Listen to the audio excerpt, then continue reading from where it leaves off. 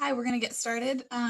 This is Sergeant Corrigan with HOPE, and he is going to tell us a little bit about his program and what he does for the campus. And we are here with Student Civic Engagement, and this is for our Hunger and Homelessness Week. And so we thought this was very beneficial to talking about homelessness in our community and kind of what that looks like and how it looks on our campus. And so Sergeant Corrigan's going to tell us a little bit about what he does. Thank you, Sarah. Thank you, everybody, for joining us and for recognizing that there is an issue on our campus and our community having to do with those experiencing homelessness. Our department, GSU Police, had the foresight a number of years ago to recognize that we did have a homeless problem amongst us.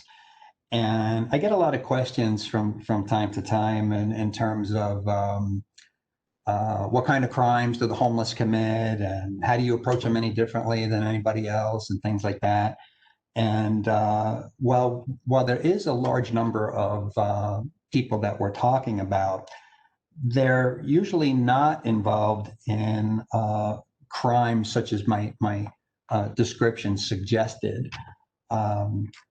But they are still in the community here, and actually they're a community in and of themselves. In fact, if you go by the numbers, they are somewhere between 700 and 3,000 homeless persons around the greater Atlanta area. And there's no bad people in what we're talking about. Actually, we have an abundance of good people, but very many people doing very many things. In other words, we're not all singing from the same sheet of music. And that's a challenge for us and something that we could actually work on. The HOPE team, there's actually 3 HOPE teams in the city of Atlanta right now. The first one was with Atlanta Police Department. The second one is with Georgia State. And there's a difference in what HOPE actually stands for. With APD, Atlanta Police, it stands for Homeless Outreach, Proactive Enforcement. And with Georgia State, it stands for Homeless Outreach, Proactive Engagement. In fact, I even wear a patch on my sleeve that says HOPE Team. And it's just to help people in the field, other officers, to recognize who amongst them might be members of the HOPE Team. The third HOPE team is Emory Police Department, and they just came out with a HOPE team on September 22nd, 2020, and we actually helped them become a HOPE team by training them to the same standards and examples and practices that we use. I'd like to point out that in the city of Atlanta last year, over 58 homeless persons died. And that's an average number year to year.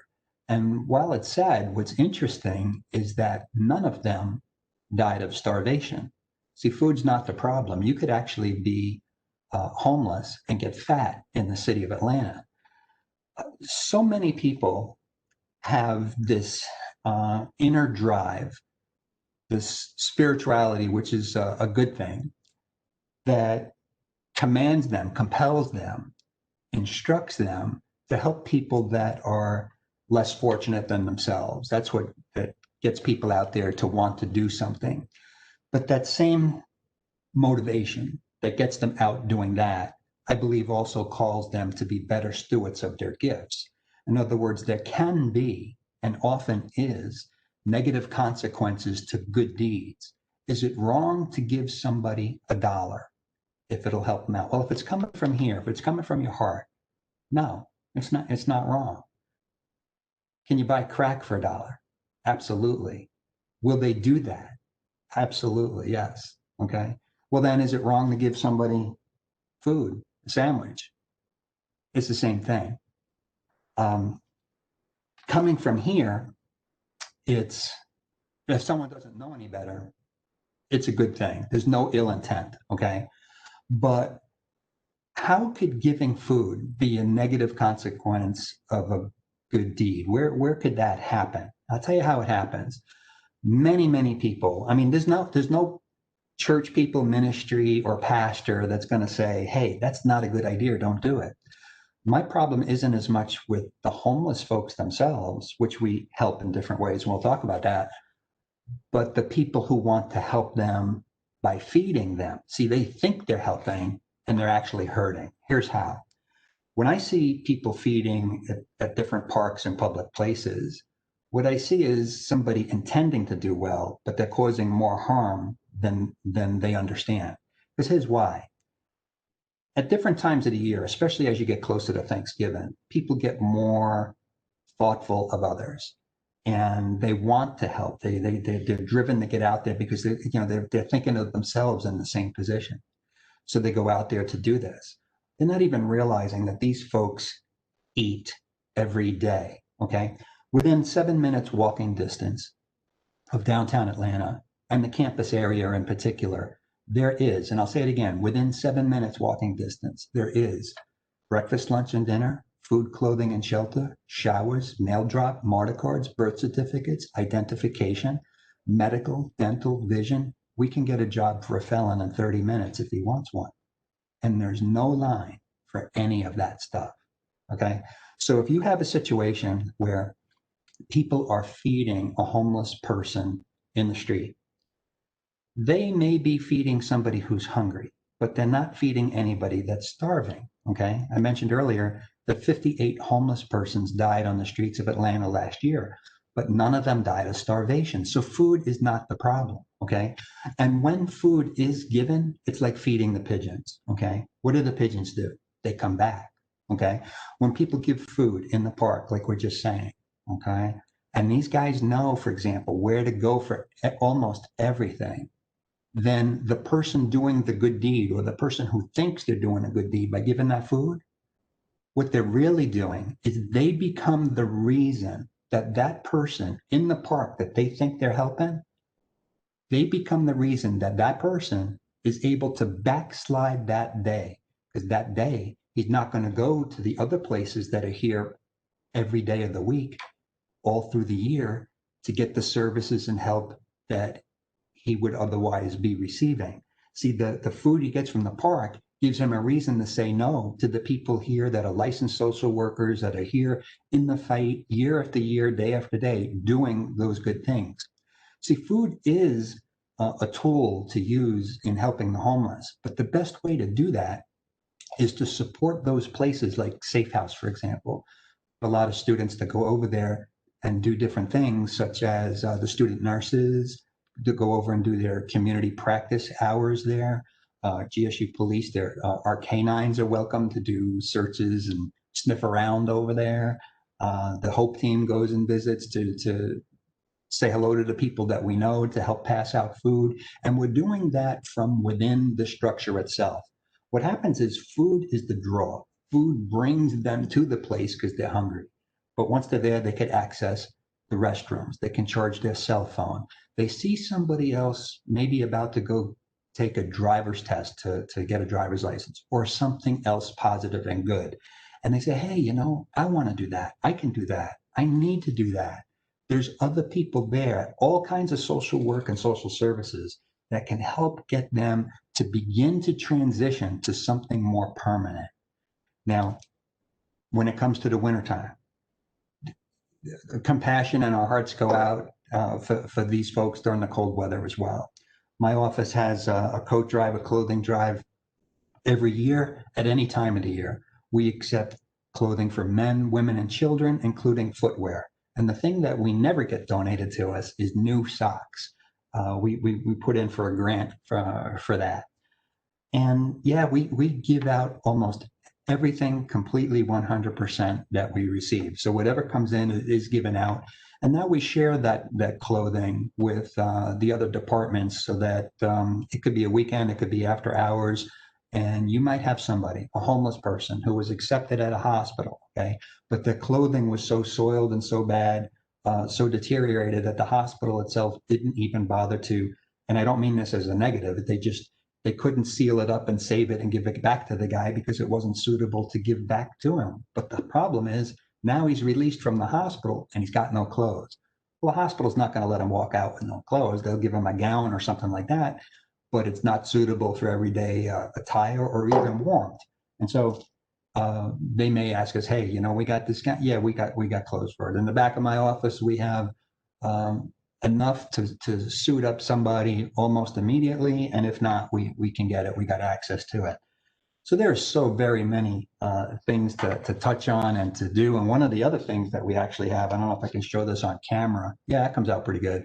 We're also affiliated with Pets of the Homeless, so that if there's a person, for example, that has they're homeless and they have a pet, a cat or a dog or something, and we recognize that the pet needs some help, medically speaking, perhaps even if it's food, we can help them with the food. If the animal has a cut or some medical condition that needs attention, we'll help them with that too for free. We've got arrangements out there to do stuff like that. Even with COVID, my guys, they're obligated to go in and inspect various shelters around the city. My team is 4 people, including myself, and each member has to inspect a shelter, 2 shelters a week. They find out who do you serve here, who's your ideal client, who can you help, who should we bring here. That helps to give the officer an idea of and a visual of, I can take this person here. This place would be good for so and so. They have a working knowledge of that place and its workings. And we don't just visit and not come back. We visit and make routine visits to come back and develop a partnership, ongoing and long lasting. We do that, for example, with so many, I couldn't name them all, but Covenant House, Safe House, My Sister's House, City of Refuge. We are major players in the task of helping the homeless throughout the city of Atlanta. And other departments and other agencies recognize that and call on us. We even teach a course. It's a free certified homelessness advocate course. It varies between 2 hours and 4 hours. It's free, and we teach people in the best practices of how to help those that are experiencing homelessness. And one of the major differences between our team and the other 2 that are out there is we are the only award-winning HOPE team in the state of Georgia right now. And we're happy for that. It's a proud boast, and we make it proudly. There's no shortage of good people wanting to do good things here. The best way, again, to help overall in the problem of helping those experiencing homelessness is to find places, shelters that are already in existence and working here every day. To find one that you like or have one recommended to you from us, for example, and so that you develop a comfort level with those people and enjoy working there and actually see how somebody transitions from being on the street to actually getting a job and getting an apartment and being able to maintain that with the continued help of these people that are out there and able to do that. In the wintertime, while we are able to give additional clothing and coats to help people keep warm, there are shelters that the city does a great job with providing warmth for people once the temperature drops to around 40 degrees or lower. And there's 4 hotels that the city uses to help shelter people. There's one nearby. It's got 250 beds. 214 are currently occupied.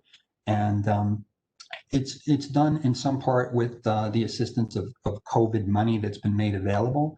And it's not that these people in this accommodation have COVID. They don't. They're just being monitored for it. So people have excellent accommodation, excellent social services available to them. And the HOPE teams, we engage homeless on the street. We do a quick assessment to find out, hey, where did you have breakfast? Where did you have lunch? Where are you going for dinner? And if they can't tell us specifically and exactly, we know that's a new guy and we hook them up. So I know I've just gone on with a lot of information, trying to get a lot of stuff out there to give a big picture kind of thing. And I can keep going, but I want to possibly open it up and let Sarah or anybody else ask a question to drive it further. I'll just show something too, because it's in front of me and I just noticed that we even made a brochure that has a lot of, well, on the front it says HOPE Team, Mini Help Guide. And it shows inside, it's something that the officers could hand to somebody and lets them know where they can go. Someone can go for breakfast, lunch, or dinner. have a temporary mailing address and where services are right around the campus. While initially this was made for officers, churches began asking for them, the homeless began asking for them as well. And it just became a real neat idea to let people know where to go for things that were close by. So with that, we'll take a pause here for a second and see if there's anybody that has a thought or a question that they might like addressed. Yeah, thank you so much, Sergeant Corrigan, for that. It's great to hear all the work that you guys have been doing and get to know a little bit more about your program. You were saying that one of the biggest things that you can recommend is for people to go out to shelters. If you had a student that was wanting to get more involved with this initiative, would you say that would be the best and most, like, I guess the best use of their time? Would that be what you would recommend if somebody's wanting to volunteer, or like what other sort of opportunities are out there for students who want to get involved? The short answer is yes. Ideally, that's what we would like people to do. And I wouldn't say, I mean, somebody could do it on their own and that would be fine, and there'd be no wrong in that. But we already have strong and established partnerships with a lot of the agencies and shelters within walking distance of the campus and in the greater Atlanta area. The benefit of doing that is you have professionals around and you get to see the process of somebody coming in cold, not very talkative, very untrusting of everybody because they don't know, I'm only here for the food, but what's all this other stuff, And you get to see how people soften up, begin to trust each other, and learn that there is a way out. Why is there homelessness anyway? There's probably 100 reasons, or a different reason for every person that's in the situation. If you could take one home with you, knowing all the good things you have at home, fine, do that. Not anybody's going to do that, I know, but they'll be gone in 2 or 3 days. They'll come right back out to the street where they left. Why is that? The reason they do that is because everything that they want or are looking for, they believe they can find curbside, whether it's alcohol, sex, drugs, whatever. There's something that keeps them in the street. We have had people who have actually transitioned to permanent housing who still come here to bum money at different street corners and whatnot because it's so routine for them, but it's also keeps them close to that addiction that kept them here in the first place. But your question was, what can the student do? Ideally, to find that particular location where they can feel comfortable volunteering their time. And I guarantee you that in the process of doing that, they're going to find joy, and because they're going to feel that they're serving, they're doing something meaningful, and they can see and will see the transition of how people come in and how they leave. And that would be for the better. And it's great to be a part of that. So when people want to do the food thing, it's too easy to go to a church basement and start breaking out the bread and the meats and the peanut butter and jelly and make sandwiches and stuff. But there's harm in that. If your passion is food, then we got kitchens that you can cook at, whether it be at Safe House or Covenant House. We have students that live in some of these places, and that's a good thing. But we can make arrangements in kitchens for those who have the passion for cooking to help and cook there. But I believe that students and the general public, faculty, staff, and students who are interested in helping really want to know how to do it in the best way to make a difference and not be in the way. That's very important. What else you got, Sarah? Thank you so much. That was a great answer. And I know it was long. Sorry for that, but I was trying. No, I was also wondering, kind of similar to that, where can students find that brochure that you were showing? Maybe they could find some resources and be able to get connected better. I could make it available to you. Okay. They could email me. There's other things we could share along those lines as well. It's not a secret. It's not something that we're trying to keep from anybody. It is a helpful thing. Even if it's like, somebody's at an intersection, they can't get away, and somebody's at their window asking for money. Right. They could hand them the brochure, and that would help them. It's interesting how much money some of these guys can make at a corner. I have a friend who's homeless. He lives in one of those hotels under the plan that I was talking about. And several times a week, I'll see him and talk to him at 5 a.m. in the morning. He's out there bumming for money, and people give him money. He could easily make $100 or more doing that in whatever time he spends out there. What do they do with that money? It's anybody's guess. I could tell you also that my biggest surprise was to learn how much money a lot of these guys do get, not for being homeless, but from other benefits they receive, Social Security, VA, and things like that. But what they do with that benefit is they give that benefit card to their drug dealer or bartender, who ends up selling them back product at 3 and 4 times the cost, and in 2 weeks' time they're told they got nothing left on it. Go ahead. Okay. Well, that makes a lot of sense. I think those brochures would be really helpful to the students and to the community. So if you wanted to share that with me, we could definitely get that uploaded on our hunger and homelessness website.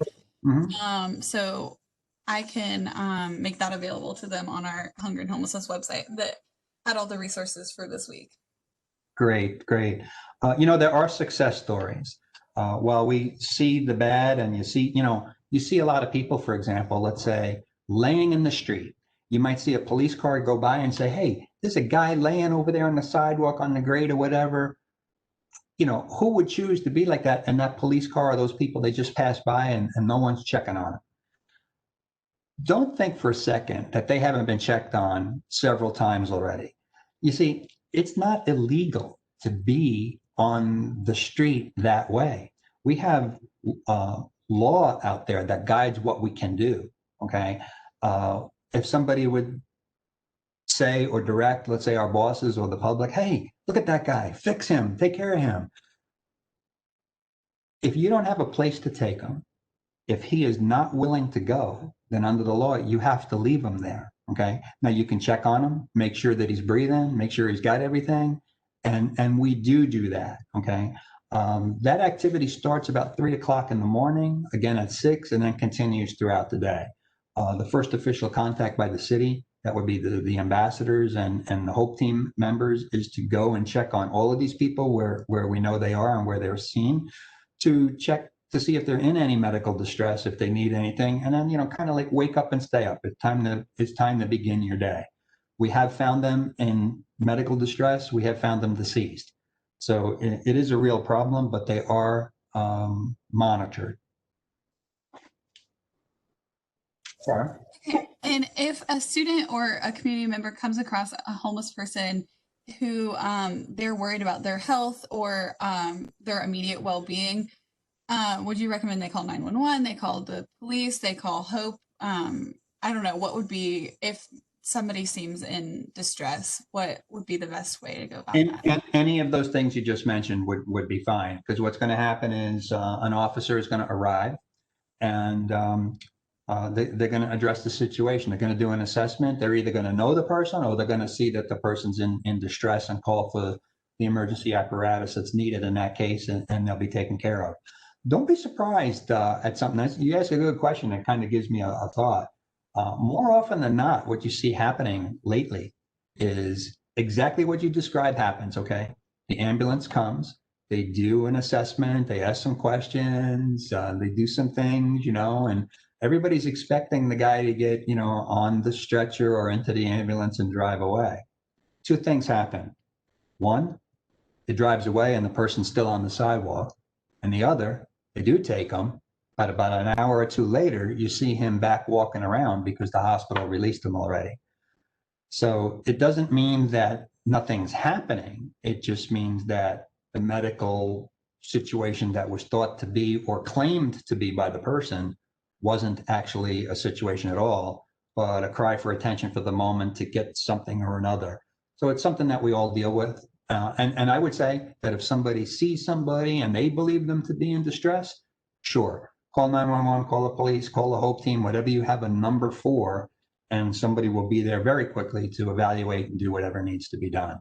And that's a compliment to the person who's making that observation, because, obviously they've seen something that made them uncomfortable and they're looking out for their fellow person. They don't know what to do, but they knew enough to make the call. Somebody will respond to that call for sure.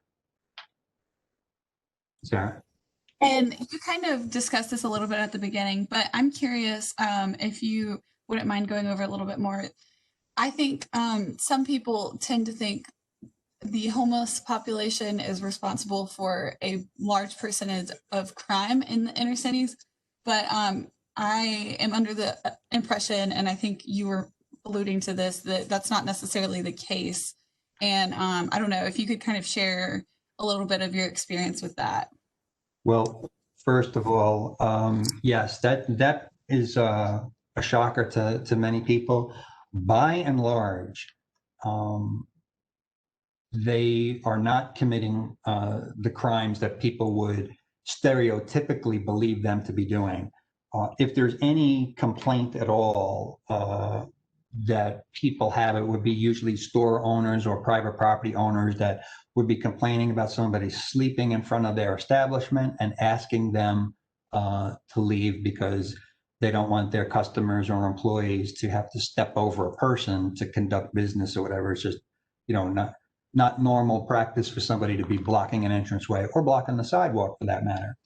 But as far as the other things, stealing from people, robberies, and that kind of thing, no, that's not the case. They don't do that.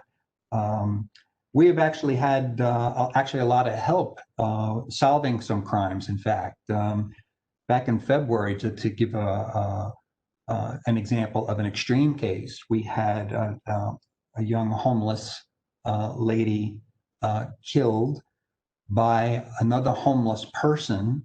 It was called in by a homeless person, and the crime itself was largely solved with information that came from the homeless community. Now, that in itself is an extreme example of a crime, to answer the question. But it points out, for example, that they do have relationships with us. They do have access to phones, and they can be quite helpful and often are. There's different types of homeless too. There are those who stereotypically will be laying on the sidewalk, that vision that everybody has, okay? You can have another example of, can I stay on your couch tonight until, it gets uncomfortable, or you got company coming over and you ask me to leave, and then, can I stay on somebody else's couch for a while? You may have somebody who sleeps in their car, who is a student or not, but let's say they are a student, they got access to the building so they can go to the gym and the locker rooms and get cleaned up, and you almost wouldn't even know that they live in their car. You have the fake homeless, and you have the senior citizens who may be experiencing homelessness, who can go to school for free. That gives them access to the buses and access to the buildings and that kind of thing as well. So there's different levels of or experiences that people could be having this issue. And you also have faculty and staff who may also find themselves in this situation, and it happens. And the best thing to do in situations like that, if it's you that we're talking about, or you're listening and you're saying, hey, you're talking about me, and reach out and talk to us and see what is part of our understanding, knowledge, resources, and network that we may be able to be of some assistance to you. Awesome. Well, thank you so much for that. And we'll definitely make sure that any students that might be facing this themselves have access to that information that you gave us through our website. But other than that, there's no immediate specific questions I can think of. But is there anything else? Sorry, go ahead. Yeah, I had a thought as you were mentioning there. It seems every semester we get a lot of people, faculty, staff, and students, who will reach out to either GSU or maybe the chief or somebody else within the GSU organization to say, and I don't mean this jokingly, but it almost sounds funny, like, hey, they write a letter because they see what's going on around them in the community and all. And it's actually nationwide, worldwide even. But they say, hey, we got a homeless problem here, and let's do something about it.